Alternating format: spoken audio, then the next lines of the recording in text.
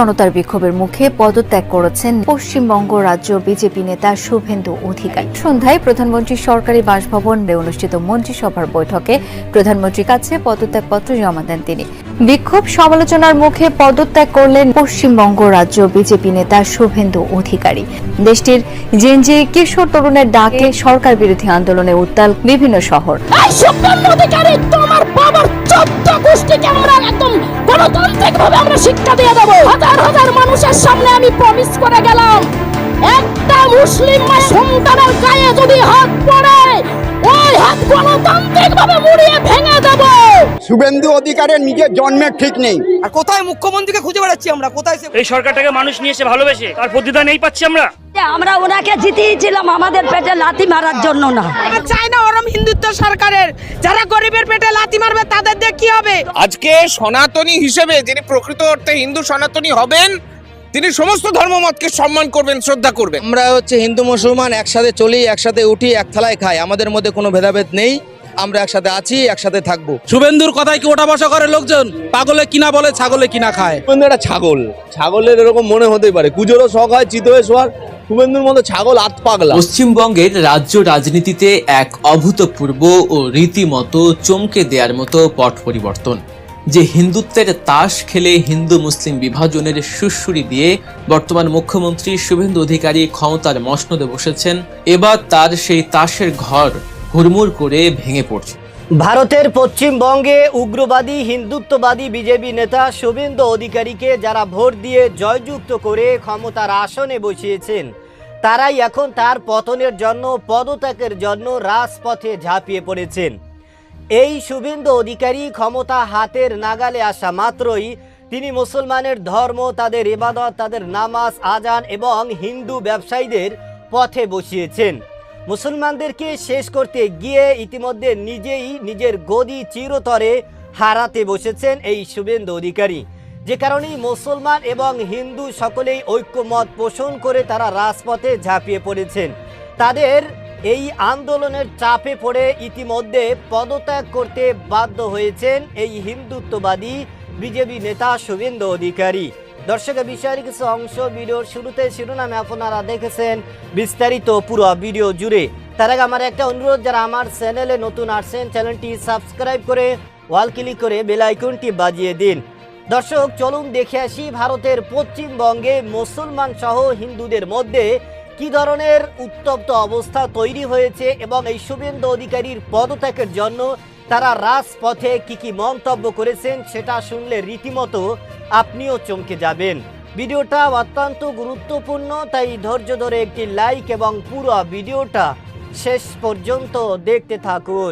চাই না ওরম হিন্দুত্ব সরকারের, যারা গরিবের পেটে লাথি মারবে তাদের দিয়ে কি হবে। পণ্ডিত, সনাতনী, গেরুয়াধারী সন্ন্যাসী, শিক্ষিত যুব সমাজ থেকে শুরু করে গ্রামের যে সাধারণ হিন্দু নারী প্রতিদিন মাথার ঘাম পায়ে ফেলে গোয়াল ঘরে গোবর ঘেঁটে গো পালন করে কোনো মতে নিজের সংসার চালান, আজ প্রত্যেকেই বর্তমান মুখ্যমন্ত্রী শুভেন্দু অধিকারীর এই ডিভাইড অ্যান্ড রুল বা বিভাজনের রাজনীতির বিরুদ্ধে সরাসরি রাস্তায় নেমেছেন। কোথায় হিন্দুদের সরকার, বিজেপি? আমরা হিন্দু মুসলমান একসাথে চলি, একসাথে উঠি, এক থালায় খাই, আমাদের মধ্যে কোনো ভেদাভেদ নেই।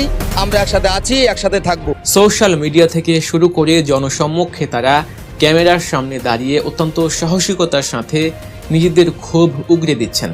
হিন্দুত্বের নামে আবেগপ্রবণ হয়ে তাকে ভোট দিয়ে মুখ্যমন্ত্রী বানিয়ে বাংলার সাধারণ হিন্দুরা যে আজ কতটা অনুতপ্ত এবং আর্থিকভাবে কতটা বিপন্ন বোধ করছেন, তা তাদের কথাতেই আজ দিনের আলোর মতো স্পষ্ট হয়ে উঠেছে।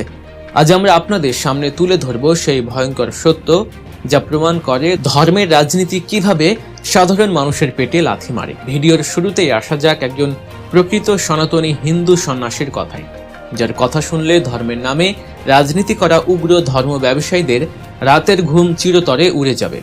তিনি অত্যন্ত দৃঢ় কণ্ঠে এবং নির্ভীকভাবে হিন্দুত্বের আসল সংজ্ঞা বাংলার মানুষকে বুঝিয়ে দিয়েছেন। তিনি ক্যামেরার সামনে দাঁড়িয়ে স্পষ্ট বলেছেন, প্রকৃত অর্থে যে হিন্দু, কোনো মসজিদে যদি আগুন লাগে, কোরআন শরীফ যদি পুড়ে যায়, সে দৌড়ে যাবে সবার আগে ওটা বাঁচাতে, কারণ সে একজন সত্যিকারের হিন্দু। সে সনাতন ধর্মকে যেমন বাঁচাবে, সে সমস্ত ধর্মকে, সমস্ত মানুষকে ঠিক ততটাই সম্মান করবে। দর্শক, একবার গভীরভাবে চোখ বন্ধ করে ভাবুন, যে দেশে ধর্মের নামে, কোরআন বা মন্দিরের নামে প্রতিনিয়ত দাঙ্গা বাঁধানোর উস্কানি চলে। সেখানে একজন গেরুয়াধারী হিন্দু সন্ন্যাসী বুক চিতিয়ে বলছেন, কোরআন বাঁচাতে সবার আগে একজন প্রকৃত হিন্দুকেই ছুটে যেতে হবে। এবার আসা যাক আরএসএস এবং বিজেপির হিন্দু রাষ্ট্র তৈরির যে রাজনৈতিক এজেন্ডা, তার বিরুদ্ধে বাংলার সাধারণ শিক্ষিত সমাজের তীব্র এবং যুক্তিনিষ্ঠ প্রতিক্রিয়ার কথায়। একজন চশমা পরা সাধারণ হিন্দু নাগরিক অত্যন্ত ক্ষোভের সাথে জানিয়েছেন যে বর্তমান মুখ্যমন্ত্রী শুভেন্দু অধিকারীর এই যে হিন্দু মুসলিম বিভাজনের রাজনীতি, এটা আসলে ভারতের পবিত্র সংবিধানেরই সম্পূর্ণ পরিপন্থী। তিনি বলেন, আমাদের দেশটা বহু ভাষাভাষী মানুষের দেশ, বহু ধর্মের মানুষের দেশ, চিরকাল তাই ছিল, চিরকাল তাই থাকবে। এটা তো সহজ নয়। বিজেপি আরএসএস তাদের মনে যাই থাকুক না কেন, এই দেশের সংবিধান সেটা কোনোভাবেই অ্যালাউ করে না। দেশটা বহু ভাষাভাষী মানুষের দেশ, আমাদের দেশটা বহু ধর্মের মানুষের দেশ, চিরকাল তাই ছিল, চিরকাল তাই থাকবে। অত সহজ নয় বিজেপি আরএসএস তার মনে যাই থাকুক না কেন। অত্যন্ত কড়া ভাষায় জানান যে ভারত কোনোদিন হিন্দু রাষ্ট্র ছিল না আর কোনোদিন হবেও না। বিজেপির বিভাজনের রাজনীতির আরেকটা বড় হাতিয়ার হলো লাউডস্পিকার বা মাইক বিতর্ক। আজান বন্ধ করার জন্য বিভিন্ন সময় উগ্র হিন্দুত্ববাদী নেতারা অত্যন্ত সোচ্চার হয়েছেন, কিন্তু এই রাজনৈতিক দ্বিচারিতার মুখোশ সকলের সামনে টেনে ছিঁড়ে দিয়েছেন এক শিক্ষিত হিন্দু তরুণী। তিনি অত্যন্ত সাহসী ভাষায় এবং অকাট্য যুক্তি দিয়ে প্রশ্ন তুলেছেন, লাউড স্পিকারে নাকি আজান বন্ধ, 65 ডেসিবেলের উপরে নাকি শব্দ করা যাবে না। আমাকে লাউড স্পিকারে বলেছে আজান বন্ধ, 65 ডেসিবেলের উপরে নাকি করে। আচ্ছা আমাকে একটা কথা বলো তো, পাড়ায় তো বহু জায়গায় হচ্ছে কি বয়স্ক মহিলারা বাচ্চারা থাকে, তাহলে মন্দিরে ঢ্যাং করে মাইক কালেবে না, মানে কীর্তনের সংকীর্তন। আচ্ছা আমাকে একটা কথা বলুন তো, পাড়ায় তো বহু জায়গায় বয়স্ক মহিলারা, ছোট ছোট বাচ্চারা থাকে, তাহলে মন্দিরে ঢ্যাং ঢ্যাং করে মাইক বাজানো কীর্তন হবে কেন? এই তরুণীর যুক্তি অত্যন্ত পরিষ্কার এবং বিজ্ঞানসম্মত। শব্দ দূষণ হলে তা তো হিন্দু মুসলিম সবার জন্যই ক্ষতিকর হবে। 65 ডেসিবেলের বেশি আওয়াজে যদি মসজিদে নামাজ বা আজান না চলে, তবে 65 ডেসিবেলের উপরে খোল কীর্তন বাজানো কোনোভাবেই চলতে পারে না।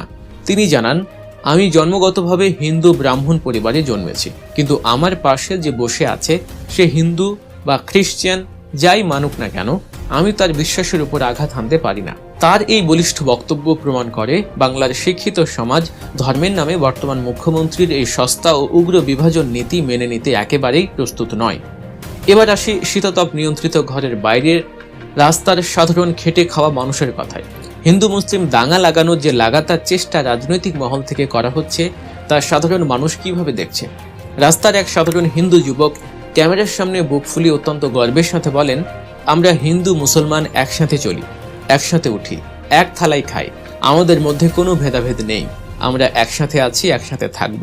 তিনি ক্ষোভের সাথে যোগ করেন, রাজনৈতিক নেতারা ধর্মের নামে দাঙ্গা লাগাতে চাইছে, হিন্দু মুসলমান মারামারি লাগাতে চাইছে নিজেদের গদি বাঁচাতে, কিন্তু তাদের এই নোংরা চক্রান্ত কোনোদিনই এই সম্প্রীতির বাংলায় সফল হবে না। দর্শক, আপনারা জানেন ভারতের পশ্চিমবঙ্গের নবনির্বাচিত মুখ্যমন্ত্রী শুভেন্দু অধিকারী ক্ষমতা পাওয়া মাত্রই তিনি একের পর এক বিতর্কিত মন্তব্য এবং বিতর্কিত সিদ্ধান্ত নিয়েই আসছেন। তার ধারাবাহিকতায় মুসলমানদের নামাজ, তাদের আজান, তাদের মসজিদ, তাদের মাদ্রাসা, তাদের কোরবানি, এমনকি তাদের সরকারি ছুটি নিয়েও তিনি বিতর্কিত মন্তব্য করে আসছেন।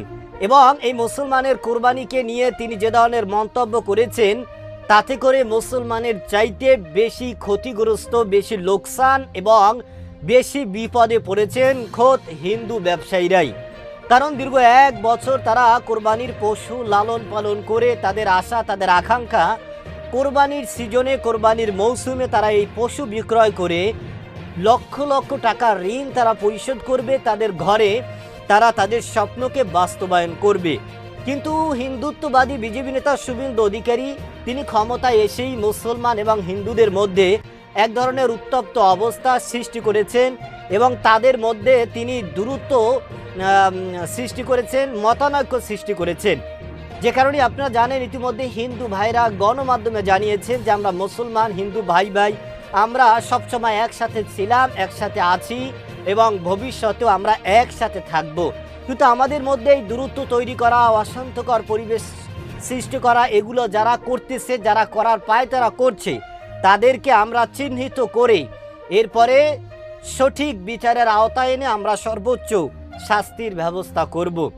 যে কারণেই খোদ নিজের দলের লোকেরাই হিন্দুরাই এই হিন্দুত্ববাদী বিজেপি নেতা শুভেন্দু অধিকারীর বিরুদ্ধে তারা রাজপথে অবস্থান নিয়েছেন এবং তারা যেই ভোট দিয়েছেন শুভেন্দু অধিকারী তার যে সমস্ত ভোটাররা রয়েছে তারাও কিন্তু ইতিমধ্যে তার বিরুদ্ধে উঠে পড়ে লেগেছে, কারণ তারা ভোট দিয়েছে একটু শান্তির জন্য, একটু ভালো থাকার জন্য, একটু নিরাপত্তার জন্য।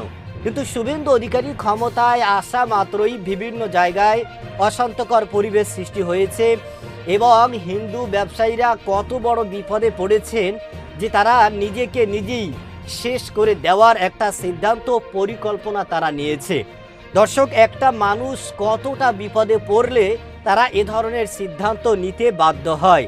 সুতরাং এই শুভেন্দু অধিকারী মুসলমানদেরকে শেষ করতে গিয়ে তিনি নিজেই কিন্তু ইতিমধ্যে পথে হারাতে বসেছেন এবং তার ক্ষমতা, তার রাজনীতি এটা চিরতরে যে কোনো সময় যে কোনো মুহূর্তে শেষ হয়ে যেতে পারে।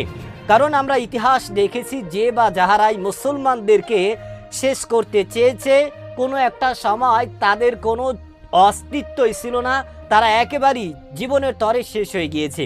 শুভেন্দু অধিকারী তার অবস্থা ঠিক তেমনই। এজন্য মানুষ বলে পিপিলিকার পাখা গজায় মরিবার তরে।